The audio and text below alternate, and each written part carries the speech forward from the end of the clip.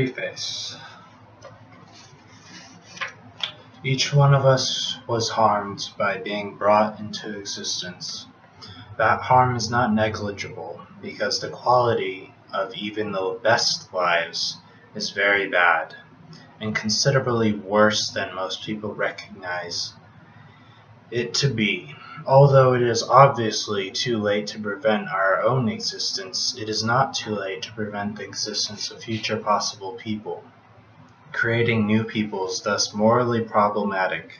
In this book, I argue for these claims and show why the usual responses to them, incredulity, if not indignation, are defective. Given the deep resistance to the views I shall be defending, I have no expectation that this book or its arguments will have any impact on baby making. Procreation will not continue undeterred, causing vast amount of harm. I have written this book, then, not under the illusion that it will make much difference to the number of people there will be, but rather from the opinion that what I have to say needs to be said, whether or not it is accepted.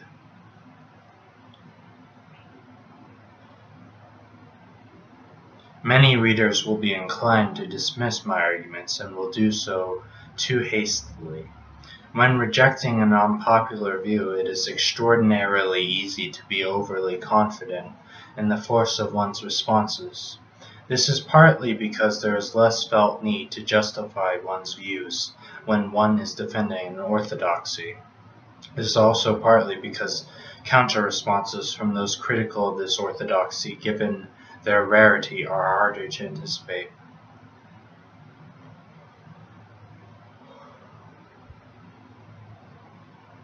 The argument I advance in this book has been enhanced as a result of a number of engaging critical responses to earlier versions. Anonymous reviewers from the American Philosophical Quarterly offered worthy challenges, forcing me to improve the earliest versions. The 2 papers I published in that journal provided the basis for Chapter 2 of this book, and I am grateful for permission to use that earlier material.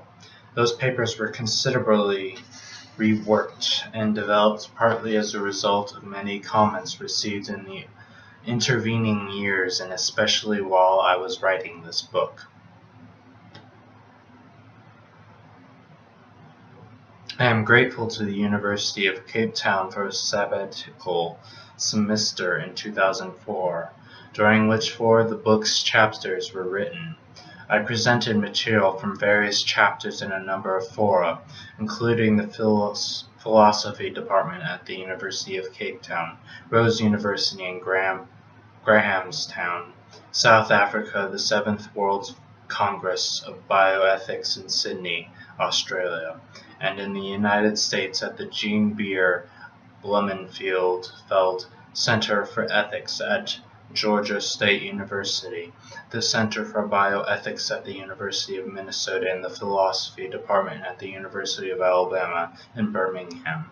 I am grateful for the lively discussion on these occasions, for their helpful comments and suggestions. Should I like to thank, among others, Andy Altman, Dan Brock, Ben Bruld, Nick Foshin, Stefan Nathanson, Marty Perlmutter, Robert Segal, David Weberman, Bernhard Weiss, and Keith Wellman. I am most grateful to the 2 reviewers for Oxford University Press, David Wesserman and David Boonin. They gave extensive comments that helped me anticipate the kinds of responses critical readers of the published work could have. I have attempted to raise and reply to these in revising the manuscript, and I am sure that the book is much better for having considered their objections, even if they are not convinced by my replies. I am acutely aware, however, that there is always room for improvement, and I only wish that I knew now, rather than later or never, what improvements could be made. Finally, I should like to thank my parents and brothers for what they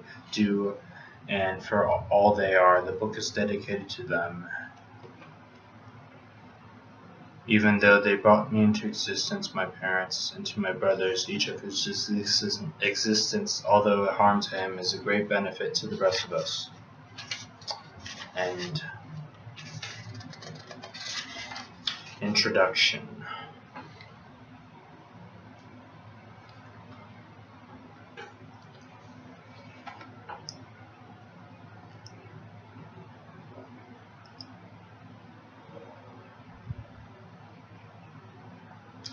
Life is so terrible, it would have been better not to have been born. Who is so lucky? Not 1 in 100,000, Jewish saying. The central idea of this book is that coming into existence is always a serious harm. That idea will be defended at length, but the basic insight is quite simple. Although the good things in one's life make it go better than it otherwise would have gone, one could not have been deprived by their absence if one had not existed. Those who never exist cannot be deprived. However, by coming into existence, one does suffer quite serious harms that could not have befallen one had one not come into existence.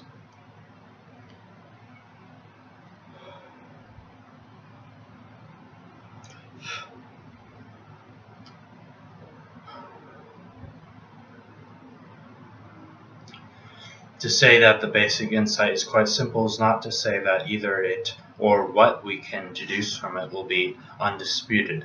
I shall consider all the anticipated objections in due course, and shall argue that they fail. The implication of all this is that coming into existence, far from ever constituting a net benefit, always constitutes a net harm. Most people under the influence of powerful biological dispositions toward optimism find this conclusion intolerable. They are still more indignant at the further implication that we should not create new people. Creating new people by having babies is much a part of human life that it is rarely thought even to require a justification. Indeed, most people do not even think about whether they should or should not make a baby. They just make one. In other words, procreation is usually the consequence of sex rather than the result of a decision to bring people into existence. Those who do not need to decide to have a child might do so for any number of reasons, but among these reasons cannot be the interests of the potential child. One can never have a child for the child's sake.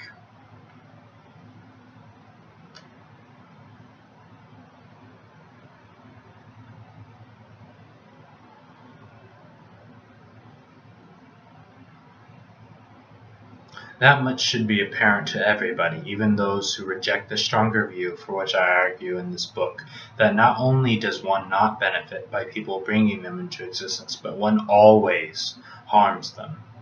My argument applies not only to humans, but also to other sentient beings, Such beings do not simply exist, they exist in a way that there is something that it feels like to exist. In other words, they are not merely objects, but also subjects. Although sentience is a later evolutionary development, it is a more complex state of being than insentience. It is far from clear that it is a better state of being. This is because sentient existence comes at a significant cost in being able to experience. Sentient beings are able to and do experience unpleasantness.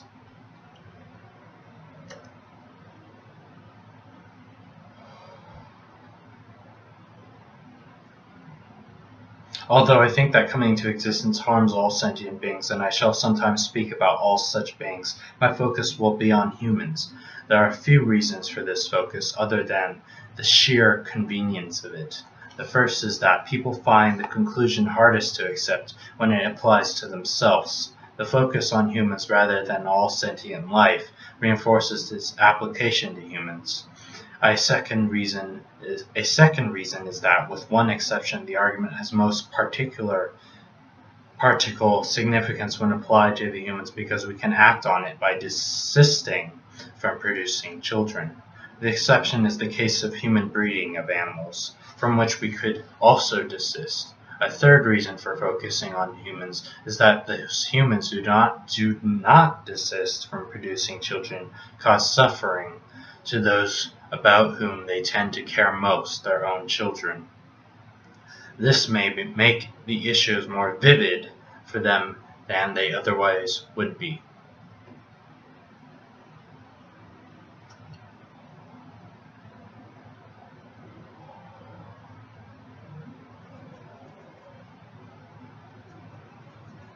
A version of the view I defend in this book is the subject of some humor. Who is so lucky? Life is so terrible, it would have been better not to have been born. Who is so lucky? Not 1 in 100,000. Sigmund Freud describes this quip as a nonsensical joke, which raises the question whether my view is similarly nonsensical. Is it? Sheer drivel to say that coming into existence is a harm, and thus that it is better never to come into existence? Many people think that it is. Much of the argument in Chapter 2 will show that they are mistaken. But first some ground must be cleared of confusion. Dr. Freud says that anybody who is not born is not a moral man at all, and there is no good and no best for him. Here Dr. Freud anticipates an aspect of what is called the non-identity problem, which I shall discuss at length in Chapter 2. Some contemporary philosophers offer a similar objection when they deny that one could be better off not being born. The never-existent cannot be benefited and cannot be better off. I shall not claim that the never-existents literally are better off. Instead, I shall argue that coming into existence is always bad for those who come into existence. In other words, although we may not be able to say the never-existent that never existing is good for them, we can say of the existent that existence is bad for them. There is no absurdity here, or so I shall argue. Once we acknowledge that coming into existence can be a harm, we might want to speak loosely about never coming into existence being better. This is not to say that it is better for that never existent, nor that the never existents are better benefited. I grant that there's even something odd about speaking about the never-existent, but because that it is surely a referentless term. There clearly are not any never-existent people. It is, however, a convenient term, of which we can make some sense. By it we mean those possible people who never became actual. With this in mind, consider the joke again. It can be viewed as making two claims. 1, that it is better not to be born, and 2, that nobody is lucky enough not to be born. We now see that there is a loose sense in which one can say that it is better not to be born. It is an indirect way of saying that coming to existence is always a harm, and there is nothing nonsensical in claiming that nobody is lucky enough never to have come into existence, even though it would have been playful nonsense to claim that there are some people who are lucky enough to come into existence. In any event, the fact that one can construct a joke about the view that coming into existence is always a harm does not show that the view itself is laughable nonsense. Although we can laugh at silliness, we can also laugh about various serious matters. It is into the latter category that I place jokes about the harm of coming into existence. Lest it be thought that the arguments I advance are intended as mere philosophical games or jokes, I should emphasize that I am entirely serious in my arguments, and I believe the conclusions. I am serious about these matters because what lies in the balance is the presence or absence of vast amounts of harm. I shall show in Chapter 3 that each life contains a great deal of bad, much more than people usually think. The only way to guarantee that some future possible person will not suffer this harm is to ensure that possible person will never become an actual person. Not only is this harm already avoidable, but it is also so utterly pointless this harm at least if we consider only the interest of the potential person and not also the interests of other people might have in that person's coming into existence. As I shall show in Chapter 2, the positive features of life, although good for those who exist, cannot justify the negative features that accompany them. Their absence would have been a deprivation for one who never came into existence. It is curious that while good people go to great lengths to spare their children from suffering, few of them seem to notice that the one and only guaranteed way to prevent all suffering of their children is not to bring those children into existence in the first place. There are many reasons why people do not notice this, or why, if they do notice it, that they do not act on the realization, but the interests of the potential children cannot be among them, as I shall argue. Nor is the harm produced by the creation of a child usually restricted to that child. The child soon finds itself motivated to procreate, producing children who in turn develop the same desire. Thus, any pair of procreators can view themselves as occupying the tip of a general rational iceberg of suffering. Generational iceberg of suffering.